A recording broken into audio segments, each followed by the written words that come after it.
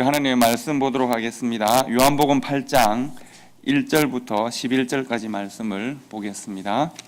교독하고 마지막 절은 같이 읽겠습니다. 제가 8장 1절을 먼저 읽습니다. 예수는 감람산으로 가시니라.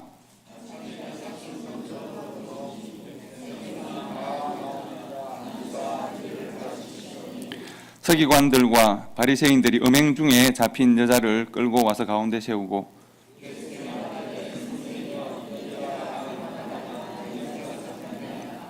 모세는 율법에 이러한 여자를 돌로 치라 명하였거니와 선생은 어떻게 말하겠나이까?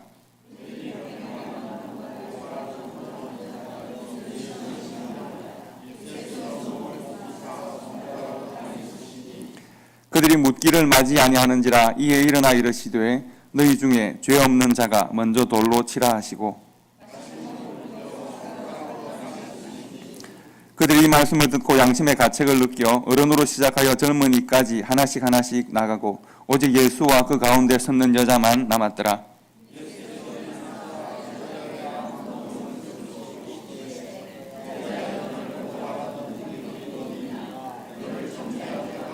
같이 읽습니다. 대답하되 주여 없나이다. 예수께서 이르시되 나도 너를 정죄하지 아니하노니 가서 다시는 죄를 범하지 말라 하시니라. 아멘. 제가 어려서부터 창세기를 보다가 창세기에서 제일 이해가 안 되는 한 부분 중에 하나는 창세기 9장쯤 보면 노아의 가족에 대한 이야기입니다. 창세기 9장 정도에 특히 19절에 보시면 노아의 세 아들로 쫓아서 백성이 이온 땅에 퍼지니라 이렇게 되어 있습니다. 이제 노아로부터 셈, 함, 야벳으로부터 이제 다시 인류가 시작되었다는 이야기입니다. 그런데 그때 아마 누군가가 제게 그런 이야기를 했던 것 같습니다. 윤주학교 선생님 중에 한 분이어서 가능성이 많은데요. 노아의 후손들 셈, 함, 야벳이 있는데 그 중에 셈족은 제일 큰 복을 받았고 야벳족도 복을 받았는데 함족은 저주를 받았다는 거죠. 그래서 함족은 저주를 받아서 흑인이 되었다고 했어요. 여러분들도 아마 그런 이야기 들으신 적이 아마 있으실 거예요. 그래서 지금 그때 저주를 받아서 노예로 살게 되었다는 거예요. 흑인 노예는 그렇게 시작되었다. 이렇게 누가 이야기를 제게 해줬습니다. 그래서 저는 그렇게 믿었습니다. 그렇게 믿었는데 생각을 해보니까 참 나빠요. 왜냐하면 누가 나쁜가 하면 노아가 나빠요.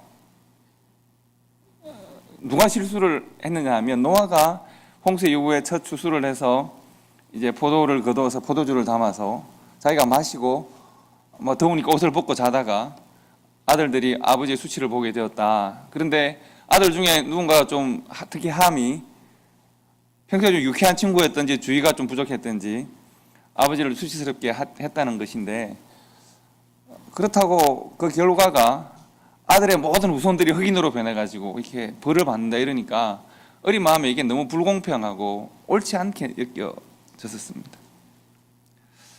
함의 후손이 이렇게 되었다는 것은 사실은 신학적인 근거가 부족한 겁니다. 어떻게 보면 전형적인 백인 신학이라고 볼 수도 있고요, 미국 신학이라고 볼 수도 있습니다. 자신들의 그 노예 제도를 합리화하는 잘못된 신학의 결과물인데, 안타깝게도 지금도 이런 이야기를 하는 분들이 있기는 합니다. 어쨌든 함의 후손이 흑인이건 아니건 간에 제가 그때 고민했던 것, 지금 여러분께 여쭤보고 싶은 것은 아들을 이렇게 저주할 수밖에 없도록 자신의 수치를 이렇게 드러낸 이 노아라고 하는 사람을 과연 의인이라고 할 수 있을까 하는 것입니다. 성경에 보면 노아를 뭐라고 했냐면 그 당시대의 의인으로 표현했습니다. 그래서 하나님께서 노아를 통해서 이제 새로운 인류를 시작하시는 것인데, 그런데 의인이라면 노아가 그렇게 하나님께서 인정하실 만한, 그로 말미암아 새로운 인류를 시작하실 만한 의인이라면 그 의인은 이렇게 또 어이없는 실수를 하고, 의인이라면 복의 출발이 되어야 하고 복의 근원이 되어야 하는데 자기 아들 중에 적어도 3분의 1을 이렇게 저주 가운데 살게 하는 원인을 제공했던 이 노아는 과연 의인일까라고 하는 생각을 어릴 때부터 약간 삐딱하게 했었다는 말입니다. 근데 실은 여러분, 그런 의문이 드는 사람은 노아뿐만은 아닙니다. 성경에 보면 삶 전체적으로 보면 아주 뛰어난 사람이라고 평가를 받지만, 그러나 삶 중간중간에 부분에 아주 힘들고 어려웠던 삶을 산 사람들이 있습니다. 대표적으로 다윗이 있고요. 베드로도 그러하고 사도 바울도 그렇습니다. 저는 사도 바울을 생각하면 자신을 구원해주고 살려주고 다시 교회에서 일을 할 수 있도록 도와줬던 바나바와 헤어지는 장면이 있습니다. 그런 거 보면 참 사도 바울은 대단한 사람입니다. 근데 또 복음의 전도자로 전 세계를 다니면서 복음을 전하고 하나님의 사랑과 긍휼을 전하잖아요. 우리가 몇 주 전에 기드온에 대해서 말씀을 나누었습니다. 그때 제가 여러분들에게 여쭤봤습니다. 기드온은 이스라엘을 구원하는 이스라엘의 영웅인가 아니면 그들을 우상 숭배로 인도하는 괴물 같은 역할을 하는가? 그의 삶의 한 단면을 보면 영웅만일 수는 없는 삶의 모습을 보이지 않습니까? 모세도 그렇습니다. 결국 모세는 가나안으로 들어가지 못합니다. 모세의 부족한 인간성이 드러나게 되는 것인데 그 부족한 그 단면을 보면 모세는 결코 어떻게 보면 모세는 완전한 사람이라고 표현되어져 있는데요. 과연 그렇게 말할 수 있을까? 우리가 좋아하고 늘 묵상하는 요셉은 한때 그가 정말 부족하고 연약한 마음을 품어서 술 맡은 관원에게 자기를 구해달라고 요청하기도 합니다. 또 위대한 사사였던 삼손은 또 가만 생각해보면 사사가 맞나 이런 생각이 들기도 하지 않습니까? 생각해보면 성경에서 우리에게 소개하고 우리의 거울이 신앙의 거울이 되어지는 이 수많은 사람들은 그 삶 전체로 보면 하나님의 허락하신 사명과 은혜를 감당하는 사람이었는데 그러나 삶의 한 부분을 드러내서 보면 부끄럽기도 하고 초라한 삶을 살기도 합니다. 성경은 왜 그들의 그런 부끄러운 모습을 숨기거나 포장하지 않고 다 우리들에게 여과 없이 보여주는가? 성경은 왜 또 그런 사람들이 모여서 성경인가? 이런 생각을 우리가 의문을 품을 수 있겠습니다. 그래서 이 질문을 마음에 품고 한번 오늘 말씀을 나누어 보시면 좋겠습니다. 여러분, 제가 미국에 살고 있는 곳은 앰블러라고 하는 곳입니다. 여기서 하면 15분 걸리죠. 여기서 이제 제가 15년 넘게 산 것 같습니다. 제가 이전에 좀 험한 데서 살다가 앰블러로 이사를 와서 보니까 앰블러는 좋은 장점이 많은 타운입니다. 특별히 큰 파크는 없는데 포토오션 파크가 좀 가까이 있긴 하지만 제가 좋아하는 파크는 저희 집 주변에 아주 조그만 파크들입니다. 혹시 여러분 로빈스 파크라는 파크를 아시는지 모르겠는데 아주 조그만 집 뒤에 오솔길이 아주 예쁜 파크가 있고요. 또 위사이컨 밸리라고 하는 그 개울가 옆에 파크라고 이름 붙이지도 않은 그러나 그 오솔길이 있는 파크가 있습니다. 제가 그곳을 참 좋아합니다. 숲에 길을 만들어 놔서 참 좋습니다. 저는 어릴 때 가일이가 어릴 때 가일이 손을 잡고 목마를 태우고 자주 그 파크를 갔었습니다. 지금은 가일이를 제 목마를 태우면 가일이 발이 닳을 수도 있겠습니다. 하지만 어릴 때는 제가 목마를 태우고 자주 갔었습니다. 아무도 참 손을 안 댄 듯한 특히 위사이컨밸리에 있는 그 파크를 가면 참 사람들이 손을 안 대고 그대로 내버려 둔 듯한 파크인데 저는 참 좋습니다. 지금 제 기억에 앰블러로 이사를 온 그 다음 해에 봄에 한 5, 6월 되었을 때 너무 녹음이 짱짱하고 너무 날이 좋고 해서 이제 가히 손을 잡고 파크로 갔었습니다. 그래서 알아듣지도 못하는 녀석에게 이렇게 초록색이 아름답고 봄이 이렇게 좋고 가히라 좋지 않냐, 가히리는 멍청한 표정으로 보고 이렇게 너무 즐겁게 손을 잡고 이제 공원을 걸었었습니다. 하늘을 보면 여러분 혹시 녹음이 막 울창할 때 하늘을 한번 보시면 그 초록색들이 여러 번 겹쳐서 다른 색깔들을 내기도 합니다. 저는 그 색깔을 참 좋아합니다. 그리고 이제 그 이파리 사이로 햇빛이 이렇게 마치 그 빛처럼 이렇게 꽂히는 장면도 아주 좋아서 제가 기억이 납니다. 손을 잡고 이렇게 보고 야 정말 아름답지 않냐 했는데 햇빛이 떨어지는 그 사이사이로 제가 떨어지는 또 다른 것을 봤었습니다. 꽃가루였는데요. 하늘에서 꽃가루가 함께 햇빛과 함께 떨어지는 것을 봤었습니다. 그리고 이상하게 그날부터 자꾸 재채기가 나고 자꾸 눈이 간지럽고 그래서 처음에는 뭐가 들어갔나 감기가 들었나 생각을 했었습니다. 미국에서 저의 알러지는 그날부터 시작되었습니다. 그날 가이리와 손을 잡고 파크에서 너무 즐겁게 공원을 즐기고 녹음을 즐기고 숲을 즐기고 숲길을 거닐고 알러지는 시작되었었습니다. 숲은 정말 지금도 제가 가니까요. 지금도 저는 시간이 있으면 혼자 생각할 것이 있으면 그 숲을 가기도 하니까 정말 좋습니다. 그리고 그 숲은 알러지가 시작된 숲이기도 합니다. 여러분 제 알러지가 얼마나 심한지 잘 아시잖아요. 저는 이제 거의 1년 내도록 알러지를 하고 있습니다.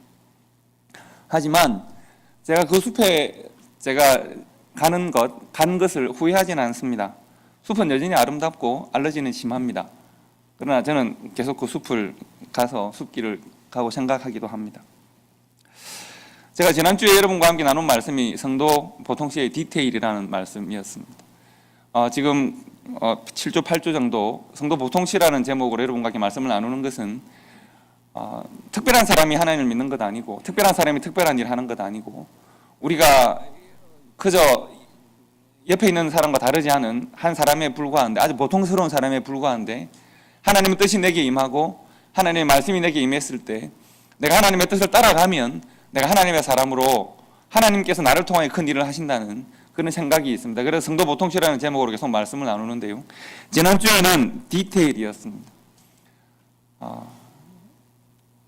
악마는 디테일에 있다는 말, 혹은 신은 디테일에 있다는 말 중에서 하나님이 우리의 디테일에 임하시고 우리를 자세히 들여다보아 주시면 좋겠다라고 하는 그런 말씀을 함께 나누었었습니다. 그래서 여러분과 함께 가까이 보고 오래 보면 예쁘다, 아름답다 하는 시도 함께 읽지 않았습니까? 기억나시죠? 가까이 봐야 예쁘다, 오래 보면 사랑스럽다, 너도 그렇다, 뭐 이런 외우기 쉬운 시입니다. 그렇게 되면 좋겠습니다. 여러분께 한번 여쭤볼 것이 있는데, 정말 좋을까요? 누군가가 나를 손 위에 올려놓고 가까이 자세히 들여다보고 있으면 어떤 기분일 것 같습니까? 누군가가 내 생각을 다 알고, 와, 당신 이런 생각을 하고 있군요, 이렇게 느끼고 있군요, 속으로 이런 말을 하시네요, 혹은 친한 사람들끼리 있을 때는 다른 사람들이 이런 말도 하시네요, 혼자 있을 때 당신은 이런 일도 하시네요, 자세히 나를 다 들여다보고 있으면 여러분 아주 즐겁고 좋으십니까? 아니면 조금 불안하십니까? 나의 디테일을 누군가가 살피고 점검하면 나는 괜찮겠습니까? 괜찮으신 분만 한번 신호를 한번 보내보시렵니까? 여러분의 디테일을 하나님께서 일일이 다 점검하시고 판단하고 평가하시고, 그리고 하나님께서 여기 있는 모든 성도들에게 서로 디테일을 한번 점검할 수 있도록 모든 것을 알도록 한번 해보자. 괜찮으시겠습니까? 시편, 오늘 이 본문의 말씀을 시편 103편과 함께 연결해서 말씀을 보기를 원하는데, 시편 103편에는 제가 던진 질문에 대한 대답이 숨어 있습니다. 시편 103편을 읽으시겠습니다. 시편 103편 8절부터 14절까지를 볼 텐데요, 우리 한번 성경을 찾아보시기 바랍니다. 시편 103편 8절부터 14절까지, 스크린에는 영어만 나와 있습니다. 시편 103편 8절부터 14절까지를 봅시다.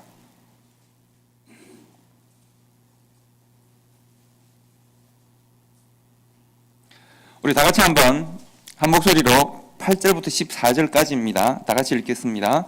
여호와는 자비로우시며 은혜로우시며 노하기를 더디하시며 인자하심이 풍부하시도다. 항상 경책지 아니하시며 노를 영원히 품지 아니하시리로다. 우리의 죄를 따라 처치하지 아니하시며 우리의 죄악을 따라 갚지 아니하셨으니 이는 하늘이 땅에서 높음같이 그를 경외하는 자에게 그의 인자하심이 크심이로다. 동이 서에서 먼 것 같이 우리 죄가를 우리에게서 멀리 옮기셨으며 아비가 자식을 불쌍히 여김같이 여호와께서 자기를 경외하는 자를 불쌍히 여기시나니 이는 저가 우리의 체질을 아시며 우리가 진토임을 기억하심이로다. 아멘. 이 시에서 한번 시를 보시면 이 시에는 하나님이 어떤 분이신지가 소개되고 있고, 그리고 사람은 어떤 존재인지, 또 시인 자신은 어떤 존재인지를 함께 고백하고 있습니다. 먼저 시인은 어떤 존재일까요? 시인은 자기를 어떻게 생각하고 있을까요? 시인은 하나님이 나를 아시면 하나님이 화를 내실 거다라고 생각을 합니다. 시인은 하나님이 진노하실 만한 사람입니다. 시인은 책망받을 것이 많은 사람입니다. 한마디로 말하면 시인은 죄가 많습니다.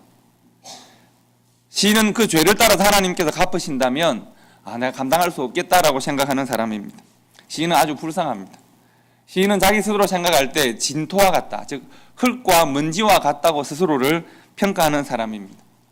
시인은 가만히 보니까 하나님 앞에서 나를 한번 들여다보니까 하나님의 시선으로 나를 한번 보니까 아이고, 하나님 이 참 내가 내세울 것도 없고 참 죄도 많고 부족하고 하나님이 어떻게 참아주시니까 내가 하나님 앞에 서긴 한데 참 나는 가린 것을 다 제하고 보니 참 나는 더럽고 추하고 부족한 사람이군요 라고 지금 고백하고 있는 것입니다. 그래서 저는 시편 103편의 시인의 마음이 또 시인의 자기에 대한 평가가 저에 대한 저 자신의 평가와 비슷하다고 생각을 합니다. 우리 자신이 우리를 돌아보면 좀 그렇지 않습니까? 사실 알고 보면 한 겹 뭔가 거리를 두고 여러분이 저를 목사겠거니 하고 보니까 괜찮아 보이지만 여러분이 제 마음에 쑥 들어와서 보시면 제 마음이 읽히면 또 시험 들 수도 있지 않겠습니까? 또 저 혼자 하는 말들을 다 들으면 그렇지 않겠습니까? 그런데 지금 시인이 그 이야기를 하고 있는 겁니다. 그리고 그 시인에 대한 하나님은 어떤 분이신가 하면 그런 시인을 만나주시는 하나님은 어떤 분이실까? 그 하나님은 먼저 자비와 은혜가 있는 분입니다. 하나님은 인자하시고 오래 참으시는 진노를 오래 품지 않으시는 분이다라고 표현되어졌습니다. 그리고 이 시인이 고백하는 것을 잘 보실 필요가 있는 것은 땅에서 하늘이 높은 것 같이 하나님은 높은 곳에 계십니다. 그래서 내 가까이 나를 치밀하게 보지 않으시는 것 같습니다. 하나님은 나를 다 아시는데 또 하나님은 나를 멀리서 보고 계십니다. 하늘 높은 곳에서 나를 보고 계시고 하늘 높은 만큼 영광스러운 분이십니다. 그리고 하나님께서는 어떤 일을 하시냐 하면 동에서 서가 먼 것 같이 우리의 죄가를 옮겨주시는 분이십니다. 나를 죄로 보지 않으시고 나를 다른 것으로 보기를 원하십니다. 즉 죄에 둘러싸여 있는 나를 보시지 않으시는 분입니다. 그래서 우리를 불쌍히 여기시고 우리의 연약한 본성을 잘 이해하시고 잘 아신다고 했습니다. 자, 그러면 시편 103편 좀 전에 읽은 본문 8절부터 11절까지 말씀해서 이 시에서 하나님은 시인 가까이에서 시인을 면밀하게 관찰하시고 평가하시고 판단하시는 분입니까? 아니면 시인으로부터 좀 멀리 떨어져 계신 분이십니까? 하나님은 시인을 너무나도 잘 아시지만 그러나 하나님은 지금 시인으로부터 조금 떨어져서 시인을 보고 계십니다. 그리고 하나님이 하시는 일이 있습니다. 동에서 서가 먼 것 같이 시인의 죄를 시인으로부터 멀리 죄의 결과를 옮기시고 그 사이에 하나님이 하시는 일이 있습니다. 그 일은 2절부터 5절까지에 나와 있습니다. 다시 시편 103편 2절부터 5절까지를 보도록 합시다. 다 같이 읽겠습니다. 시편 103편 2절부터 5절까지. 내 영혼아 여호와를 송축하며 그 모든 은택을 잊지 말지어다. 제가 내 모든 죄악을 사하시며 내 모든 병을 고치시며 내 생명을 파멸해서 구속하시고 인자와 긍휼로 관을 씌우시며 좋은 것으로 내 소원을 만족케 하사 내 청춘으로 독수리같이 새롭게 하시는도다. 아멘. 이게 청춘합창단이 나와 있는 것 같은데요. 우리 청춘합창단도 그렇습니다. 청춘합창단의 그냥 모습은 그래도 아름답고 좋긴 하지만 그래도 부족할 수 있는데 하나님께서 인자와 긍휼로 관을 씌워주신 청춘합창단은 청춘처럼 독수리처럼 높이 하늘로 올라갈 수 있습니다. 오늘 이 2절부터 5절까지의 말씀을 보시면 시인의 삶은 부끄럽고 한심합니까? 아니면 자랑스럽고 영광스럽습니까? 시인이 혼자 있을 때, 시인이 하나님과 관계가 없을 때 시인은 죄인이고 부끄럽고 불쌍하고 진토와 같은 존재입니다. 그런데 시인이 하나님으로부터 새롭게 해석되어질 때, 하나님이 시인에게 어떤 일을 하시고 난 다음에 시인은 영광스러운 존재, 자랑스러운 존재로 변할 수 있습니다. 5절에 보시면 좋은 것으로 소원을 만족하게 하사 내 청춘으로 독수리같이 새롭게 하시는도다. 하나님께서 뭔가 시인에 대해 하시는 일이 있습니다. 그 일이 뭔가 하면 바로 4절의 말씀, 내 생명을 파멸해서 구속하시고, 즉 파멸될 수밖에 없는, 벌받을 수밖에 없는, 징계를 받을 수밖에 없는 그런 인생이었는데 하나님께서 우리를 구원하셔서 우리에게 하시는 일은 뭔가 하면 인자와 긍휼로 관을 씌워주신다고 했습니다. 하나님의 인자와 하나님의 긍휼로 우리를 관을 씌워주십니다. 즉 우리를 죄와 악으로 우리가 만들어 놓은 죄와 악, 부족한 연약함으로 우리를 들여다보면 우리는 진토와 같고 가치 없고 부끄러운 존재입니다. 하나님께서 그 죄와 악을 동에서 서가 먼 것 같이 멀리 옮겨주시고 우리와 하나님 사이에 무엇을 씌워주셨냐 하면 인자와 긍휼을 씌워주십니다. 그리고 그 인자와 긍휼의 관을 씌우시고 난 다음 우리를 보시니까 우리가 사랑스러운 것입니다. 우리가 좀 괜찮은 것입니다. 하나님은 그래서 사람의 찬송을 받으시고 사람은 하나님의 은혜로 말미암아 구원을 받고 하나님께 영광을 돌리게 됩니다. 그래서 그의 인생이 날마다 청춘 같고 날마다 새로울 수 있습니다. 우리는 자꾸 못났는데 하나님께서 하나님의 영광의 관을 우리에게 씌우셔서 하나님의 은혜의 관을 씌우셔서 하나님께서 자비와 긍휼로 우리를 씌워주셔서 우리가 하나님 안에서 새롭게 되어지고 독수리처럼 하늘 높이 하나님과 더불어 올라갈 수 있는 은혜를 주신다는 것입니다. 그런 관점에서 시편 103편의 이 은혜를 우리가 붙들고 오늘 본문의 말씀 요한복음 8장을 보시면 이제 우리가 답을 얻을 수가 있습니다. 오늘 본문에서 우리는 아주 당황스러운 한 사건을 만납니다. 간음하다가 한 여인이 현장에서 붙잡혔습니다. 바리새인과 서기관들이 이 여인을 예수님 앞으로 데려온 목적은 분명합니다. 사람들을 하여금 이 여인을 심판하게 하고 예수님을 모함하는 것이죠. 이 여인을 예수님께서 만약 변호하면 예수님을 율법에 맞서는 자로 만들고 이 여인을 함께 돌을 던지면 자비와 사랑이 없는 이 재판의 결과를 예수님께 뒤집어 씌우고자 하는 그런 의도를 가지고 있습니다. 예수님은 이 여인을 어떻게 할까요? 그런데 알고 보면 이런 일들은 예수님의 사역 현장에서 종종 있었습니다. 이렇게 벌을 받은 듯한 부족하고 못난 사람을 예수님 앞으로 데려오고 예수님의 판단을 기다리는 이런 일들은 너무 많이 있었던 일입니다. 예를 들면 요한복음 8장 다음 9장에 보시면 나면서부터 소경되었던 사람을 예수님 앞으로 데리고 옵니다. 그리고 묻지 않습니까? 이 사람이 소경된 것은 이 사람의 죄 때문입니까? 그 부모의 죄 때문입니까? 한마디 말로 이 죄 많은 사람의 죄의 결과는 누구에게 한 것입니까를 물어보는 것입니다. 예수님이 두로와 시돈이라는 지방으로 가실 때 우리 몇 주 전에 말씀을 나누었습니다.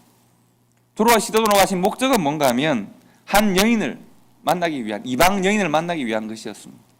그 여인에게는 귀신 들린 딸이 있습니다. 여인이 예수님께 부르짖을 때 예수님을 만나지도 못하게 쫓아냅시다 사람들은 말을 합니다.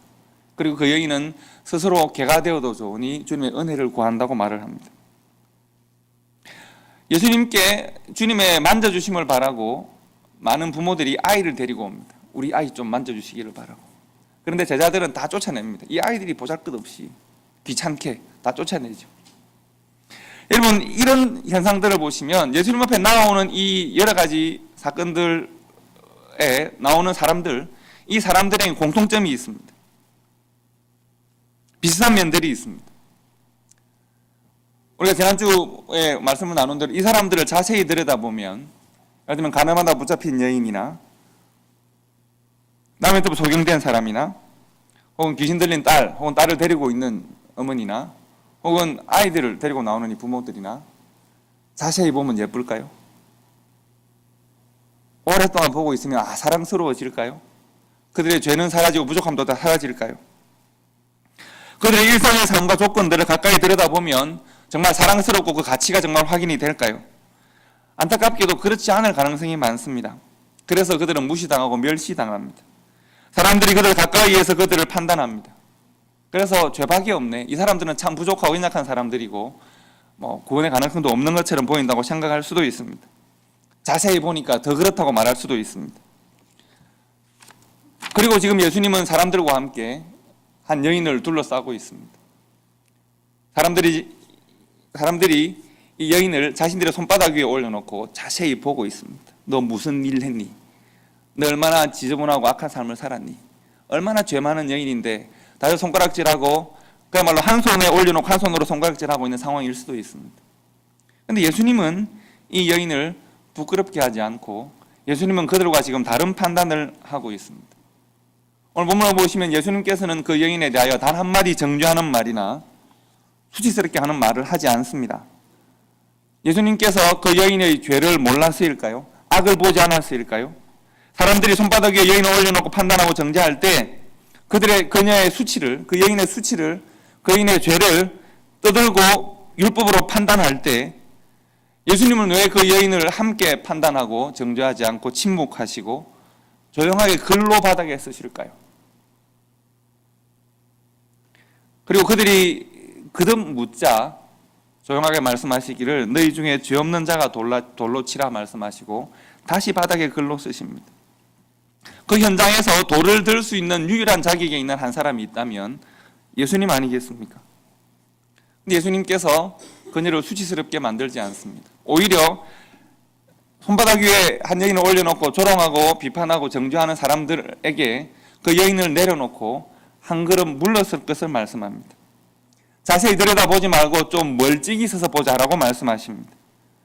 만약 너희가 나와 같은 시선으로 그 여인을 볼 수 없다면, 적어도 내가 가지고 있는 긍휼과 자비로 그 여인을 볼 수 없다면 적어도 너희들에게 있는 죄책감으로 그 여인을 한번 보라고 죄 없는 자가 돌로 치라고 말씀합니다.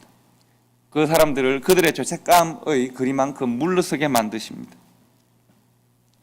사람들은 손에 들고 있는 돌을 내려놓고 물렀습니다. 그들이 쏟아놓았던 말들이 결국 자기 자신들에게 향하는 말임을 그들이 깨달을 수밖에 없었고 그들은 돌을 내려놓고 돌아갔습니다. 예수님께서 그 여인에게 말씀하십니다. 나도 너를 정죄하지 않는다. 돌아가서 다시는 스스로 수치스러운 삶을 살지 말라고 말씀하십니다. 다른 장면에서도 그렇습니다. 사람들은 다른 사람을 자세하게 들여다보고 판단하고 손가락질합니다. 이 사람을 보니까 나면서부터 죄인이네요. 나면서부터 죄를 안고 태어났네요. 이 사람은 예수님 앞에 나올 가치가 별로 없는 사람, 예수님의 사랑을 받을 가치가 없는 사람인데요. 하나님의 구원과 긍휼하심의 대상이 될 수 없는 사람이라고 자기들이 먼저 판단합니다. 하나님 허락하신 가치를 무시합니다. 존엄성을 짓밟습니다. 왜 그렇습니까? 내가 보니까 이 사람은 별 가치가 없는데요 라고 말을 하고 있습니다. 현명형을 대고 다른 사람의 삶을 자세히 들여다보니까 그렇습니다.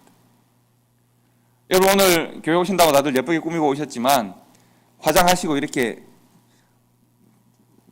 도대체 화장하는데 시간이 얼마나 걸리시는지 모르겠는데 어쨌든 화장하시고 오시잖아요. 그런데 여러분 만약에 자세히 현명형을 대고 여러분의 피부를 보고 있으면 어떻게 될까요? 큰일 나지 않겠습니까? 우리가 다른 사람의 삶을, 부족함을 가까이 보고 계속 그것에 꽂혀 생각하고 날카롭게 비판하고 아프게 비난합니다. 예수님께서 그렇게 하지 않으셨습니다.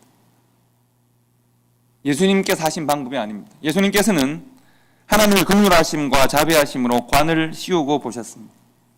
죄와 수치를 덮으셨다는 말씀입니다. 가려주시고 상한 갈대를 꺾지 않으시는 분입니다. 예수님께서 가까이 들여다볼 줄 몰라서 그런 것이 아닙니다. 자세히 몰라서가 아닙니다. 평가하고 판단할 줄을 모르거나 자격이 없어서가 아닙니다. 예수님께서 그렇게 하신 이유는 우리의 연약함을 아시고 우리를 사랑하시기 때문입니다. 불쌍히 여기시기 때문입니다. 그 여인의 죄에 대하여, 그 여인의 더러움에 대하여 유대인들보다 더 자세히 분명히 많이 정확하게 알고 계시지만 그들보다 멀리 서서 그녀를 보신 이유는 자비와 긍휼로 그녀를 더딥히시기를 원하시기 때문입니다. 그리고 사람들에게 내가 자비와 긍휼로 이 여인을 더딥히는데 너희들에게 만약 이것이 없다면 최소한 너희들에게 있는 죄책감으로라도 좀 거리를 만들고 보자. 너희들에게도 그 죄가 있음을 한번 자각하고 그 여인을 한번 보자. 적어도 정죄하지는 않을 테니까.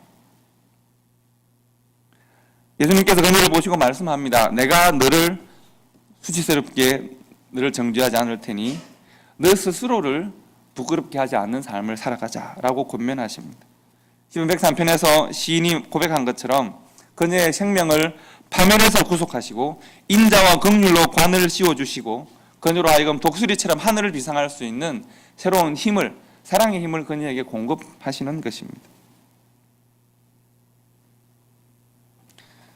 지난주에는 자세히 보자고 말을 하더니 이번 주에는 띄엄띄엄 보자는 것이냐 이렇게 고민하실 수도 있겠습니다.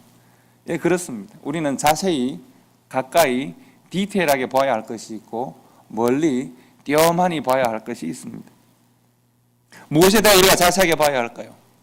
무엇을 자세하게 볼까요? 하나님이 주신 것에 대하여는 자세하게 볼 필요가 있겠습니다. 한 그루, 나무 한 그루 풀 한 폭이 숲에 들어가면 수많은 이야기들이 숨어 있습니다. 자세히 봐야 할 것이 있습니다. 하나님이 주신 것에 대하여 자세하게 우리를 향하신 하나님의 뜻과 나를 향하신 하나님의 뜻과 다른 성도에게 주신 아름다운 가치와 다른 성도에게 주시는 하나님의 그 귀한 복음의 의미들을 자세하게 봐야 하겠습니다. 하나님께서 나를 사랑하시고 나를 이해하시고 나를 도우시듯이 저 성도에게도 하나님께서 지금 저런 잘못이나 저런 부족함이나 저렇게 아쉽게 살아가는 왜 저렇게 하지? 소위 우리가 정말 그러면 안 되는 것인데 한국 사람들이 제일 잘하는 것은 그의 자격과 뭐 이런 것을 걸어서 말하기를 좋아하죠. 그래서 뭐 예수 믿는다고 하면서 어떻게, 뭐 장로가 되어서 어떻게, 집사가 되어서 어떻게 이렇게 자격을 걸어서 비판하기를 좋아하지 않습니다. 저는 제가 제일 힘들게 듣는 말이 뭔가 하면 목사님은 상담을 한다고 하면서 어떻게 뭐 이런 말을 들을 때입니다. 목사님은 상담한다는 사람이 그것도 이해를 못하냐 하면 답답합니다. 저는 이해 잘 못합니다. 제가 어떻게 그걸 다 이해하고 마음을 다 알겠습니까? 그런 말씀은 삼가해 주시면 감사하겠습니다. 너무 부담스럽습니다. 상담한다고 어떻게 다 알겠습니까? 그런데 상담한다고 하는 사람이 그것도 모르냐고 하면 저는 답답합니다. 우리가 그런 이야기를 잘 합니다. 상대방에 대한 관계의 기대를 가지고 오히려 그 사람을 핍박할 때가 많습니다. 우리가 하나님의 계획과 하나님의 뜻과 하나님이 우리에게 허락하신 존엄을 생각할 때 자세하게 봐야 합니다. 그때 우리는 더욱 아름다운 사람이 됩니다. 하나님의 형상대로 지음받은 사람이 될 수 있습니다. 그렇게 봐야 합니다. 그런데 우리는 좀 멀리 봐야 하는 것이 있습니다. 좀 멀찍이 떨어져서 봐야 할 것이 있습니다. 멀리 큰 구원의 생명과 계획을 보면서 나 자신과 다른 사람에 대해서 낙심하지 않고 실망하지 않아야 합니다. 심지어 때로는 나 자신에 대해서도 좀 멀리 볼 필요가 있습니다. 힘들고 어려운 일을 경험하고 나는 왜 이거밖에 안 되는 것인가? 나는 이렇게 가치 없는 존재인가? 나 자신의 잘못만 지켜보면서 우리가 스스로를 힘들게 할 때가 있습니다. 때로 우리는 그럴 때 하나님의 높은 시선으로 우리를 볼 필요가 있습니다. 뿐만 아니라 다른 성도에 대해서도 그렇습니다. 어떻게 저럴 수가 있지? 라고 내가 가진 기준으로 혹은 기대로 판단하기보다 좀 멀리 떨어져서 보면 좋습니다. 사람의 인력함에 대해서 부족함에 대해서 한 걸음 물러서서 기다려주면 좋습니다. 하나님께서 긍휼과 자비로 관을 씌우시고 그에게 독수리처럼 비상할 때를 주실 것입니다. 그때까지 좀 기다려주면 좋습니다. 그때까지 좀 거리를 만들어주면 좋습니다. 쉽게 내가 가진 생각이라 내가 가지고 있는 기준으로 판단하지 않아도 됩니다. 하나님께서 숲을 조성하실 때가 있습니다. 내 발등에 있는 돌뿌리보다는 그 돌뿌리에 자꾸 걸려 넘어지기보다는 하나님 인도하시는 멀고 긴 길을 바라보면 좋습니다. 오늘의 작은 성취나 실패보다 내일의 삶의 방향을 고민하는 것이 옳습니다. 그래서 우리가 생각해 보면 노아의 삶의 한 부분은 수치스럽고 부끄럽지만 그러나 하나님께서는 노아를 통해 성경 안에 하나님의 말씀 안에 얼마나 아름다운 숲을 만들어 주셨습니까? 이 성경 안에는 수많은 숲들이 있습니다. 공기를 만들어내고 향기를 만들어내고 열매를 만들어냅니다. 그 부족한 한 사람 한 사람의 삶을 통해서 하나님께서는 숲을 만드시고 산을 만드셔서 향기를 공급하시고 생명을 공급하지 않으십니까? 다윗의 삶의 한순간은 악하고 못났습니다. 그러나 하나님께서는 다윗의 삶을 통해서도 성경 안에 숲을 만들어 놓으셨습니다. 베드로가 그러하고 바울이 그렇습니다. 그들의 삶의 단면의 한순간들은 참 못났지만 그러나 그 단면으로 그들의 삶의 전체를 평가할 수 없습니다. 하나님께서 그 단면에 하나님의 긍휼과 자비로 들이피셔서 그들로 하여금 하나님과 더불어 하늘을 나는 독수리처럼 비상하는 때를 허락하시는 우리 그런 일들을 성경에서 볼 수 있지 않습니까? 성경 속에 한 사람 한 사람으로 말미암아 아름다운 숲이 만들어져서 하나님의 향기를 공급하고 있지 않습니까? 우리는 하나님보다 적어도 하나님보다는 한 걸음 물러서서 하나님께서 자비와 긍휼의 관을 씌우시고 그를 일으키시기를 원하는데 우리가 그 사이에 서서 하나님은 자비와 긍휼이지만 나는 그렇게 못해 뭐 이런 것을 안 하면 좋겠습니다. 하나님께서 하실 때 우리가 하나님보다는 뒤에 서서 하나님이 하시는 일을 기다릴 수 있어야 합니다. 하나님께서 그들의 삶을 통해서 만드시는 숲의 역사와 향기를 느낄 수 있도록 우리가 한 걸음 뒤에 서서 하나님이 하시는 일을 지켜볼 수 있어야 하지 않겠습니까? 때로는 가까이에서 하나님의 마음과 시선으로 자세히 보고 가까이 보고 오래 보면서 하나님이 그에게 주신 혹은 나에게 주신 그 가치를 확인할 수 있어야 하고 때로는 멀리 서서 하나님이 그에 대하여 하실 일을 보면서, 하나님이 나에 대하여 하실 일을 보면서 하나님께서 관 씌우시는, 자비와 긍휼의 관을 씌우시고 새롭게 힘을 주시는 과정을 지켜볼 필요가 있는 것입니다. 성도 여러분, 아무리 알러지가 심해도 저는 우리 집 주변에 있는 조그만 숲을 가는 일을 멈추지 않을 겁니다. 그 숲에 있는 작은 풀 하나, 나무 한 그루가 또 그렇게 모여서 숲을 이루고, 때로는 그 나무는 못 나고 숲은 부러져 있기도 하고 풀은 짓밟혀 있기도 하지만, 그러나 또 하나님의 때에 그 모든 걸 일으키셔서 풍성한 숲을 이루시는 것입니다. 하나님께서는 세밀하게 그 모든 것을 관찰하시고 일으키시고 하나님의 사랑으로 생명을 공급하시지 않습니까? 우리 모두에게 하나님은 여기 있는 여러분 한 사람 한 사람, 한 그루 한 그루의 나무, 한 포기 한 포기의 풀에 하나님의 긍휼과 자비로 관을 씌우셔서 아름답게 초대교회라는 숲을 만들어 주시고 교회로 만들어 주시고, 이 세상 가운데서 우리 한 사람은 부족하고 연약하지만 하나님이 관을 씌워 주신, 자비와 긍휼의 관을 씌워 주신 이 교회는 참 아름다운 교회가 되어서 지역사회와 우리 시대에 하나님의 향기와 공기를 공급하고 하나님의 사랑을 전하는 교회로 만들어 주셨으니까요. 그런 교회가 되었음을, 또 그런 한 사람이 되었음을 감사하면서 우리의 모든 이 보통스러운 자랑할 것 없는 우리들에게 우리의 연약함을 덮으시고 하나님의 사랑으로 입혀주시는 그 사랑에 감사하면서 오늘도 하나님이 허락하신 아름다운 숲길, 아름다운 생명의 숲길을 여러분과 함께 걸어가고 하나님을 찬양하고 하나님께 영광 돌리기를 원하는 우리의 삶이 될 수 있기를 주님의 이름으로 축복합니다. 기도하겠습니다.